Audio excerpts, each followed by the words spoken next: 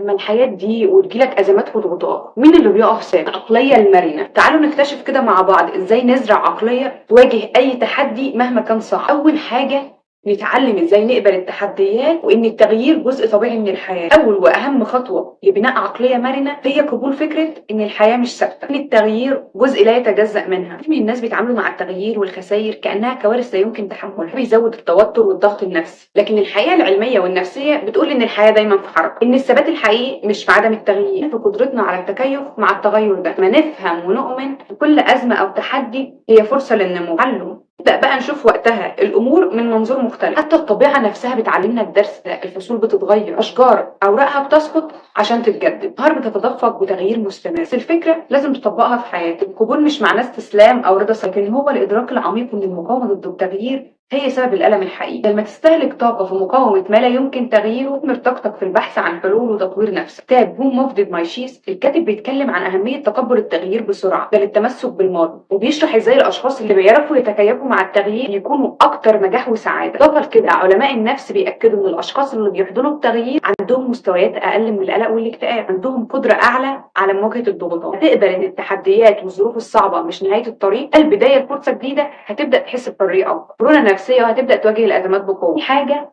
طور وعيك عشان تتحكم في مشاعرك وافكارك. وعي الذاتي مش بس كلمه او مفهوم نظري، واداه حقيقيه وقويه. ليك القدره انك تفهم نفسك بعمق، تلاحظ مشاعرك وافكارك بدون تحامل او حكم سريع، تبقى واعي افكارك ومشاعرك بتقدر تفصل ما بينها وما بين تصرفاتك. ده بيساعدك تتحكم في ردود افعالك بدل ما تكون مجرد ردود فعل اوتوماتيكيه. الوعي ده بيخليك كمان تكتشف ان مشاعرك هي مش انت، انها رد فعل على حدث معين. يدي مساحه للتغيير والتطوير. التمرين العملي اللي ممكن تبدا بيه في النقطه دي هو التأمل. مجرد 5 دقايق يوميا ركز فيها على تنفسك وعلى اللحظة اللي انت فيها، خليك تقدر تراقب أفكارك ومشاعرك غير ما تغوص فيها. قلة التوتر بيزود التركيز، بيعلم دماغك ازاي تكون حاضرة في الوقت ده. كمان تسجيل اليوميات أو كتابة المشاعر في دفتر يومي لها تأثير كبير. لما تكتب بتفرغ الطاقة السلبية، تبدأ تبني وعي أعمق بنفسك. هتبدأ تلاحظ إن ردود فعلك بتتغير وبتختار تصرفاتك بشكل واعي أكتر. خليك فاكر إن الوعي الذاتي هو القدرة على مراقبة مشاعرك وأفكارك، مش مجرد إدراكها لكن التحكم فيها بحكمة. تالت حاجة التعامل مع الفشل كخطوة للنجاح. شوف مثلا قصة توماس أديسون اللي فشل آلاف المرات، اللي جرب آلاف المحاولات قبل ما ينجح في اختراع المصباح الكهربائي.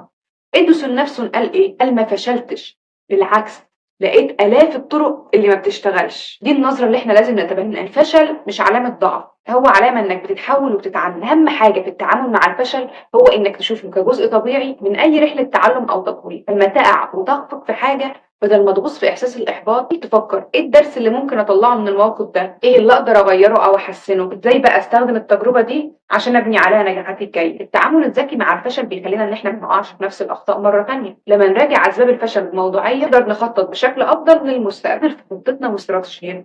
التحول الحقيقي بيبدا لما نختار الفشل كفرصه للتحول مش كعائق. نهايه الفشل هو خطوة لا غنى عنها في طريق النجاح. رابع حاجة اختار محيط إيجابي يدعمك ويشجعك. احنا اتكلمنا طبعا في النقطة دي كتير جدا. المقولة الجميلة اللي اعتمدتها في النقطة دي بتقول ده متوسط ال5 أشخاص اللي بتقضي معاهم معظم وقت. عشان كده خليك ذكي في اختيارك، حاول نفسك بأشخاص ملهمة سواء كان في حياتك الشخصية أو حتى المهنية. ناس بيحبوا يشجعوا ويشاركوا نجاحات بعض وبيساعدوا بعض على التعلم والنمو. دايما خليك فاكر إن البيئة الإيجابية مش رفاهية، هي ضرورة لبناء عقلية مرنة وقوية. لما تكون قادر تستمد طاقتك من محيطك هتلاقي نفسك بتقدر على مواجهة أي أزمة بسهولة. بس حاجة تمارين تساعدك تريح دماغك وتركز. في وسط زحمة الحياة اليومية دماغنا بيشتغل على سرعة عالية، بيخليك معرض للتوتر والضغط. لما دماغك يكون مشوش ومتوتر بس بتقل قدرتك على التفكير بوضوح، كمان بتقل قدرتك على اتخاذ القرارات الصحيحة ومواجهة التحديات بكفاءة.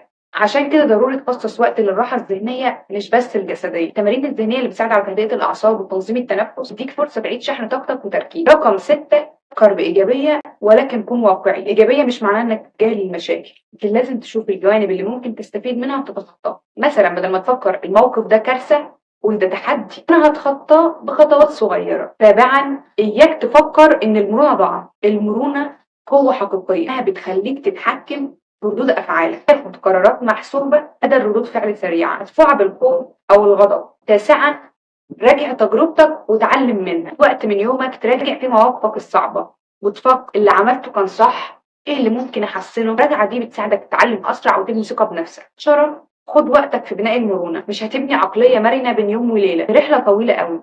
خليك صبور فيها مع نفسك، موقف صعب بتعديه تلاقي نفسك اهدى واقوى. لو هقول لكم نصيحه اخيره في نهايه الفيديو، هو انكم تقراوا كتاب مايند سيت اللي بيتكلم عن الفرق بين العقليه الثابته والعقليه المرنه، وبيشرح ازاي نطور طريقه تفكيرنا عشان ننجح في الحياه. العقليه المرنه مش بس بتحميك من ازمات الحياه، انها بتديك قوه عشان تنمو وتتطور. كل مره بتقف فيها بعد سقوط بتكون اقوى. الخطوه دي بتقربك اكتر لهدفك، وخطوه جديده درس جديد، واحنا دايما مع بعض في رحله المعرفه.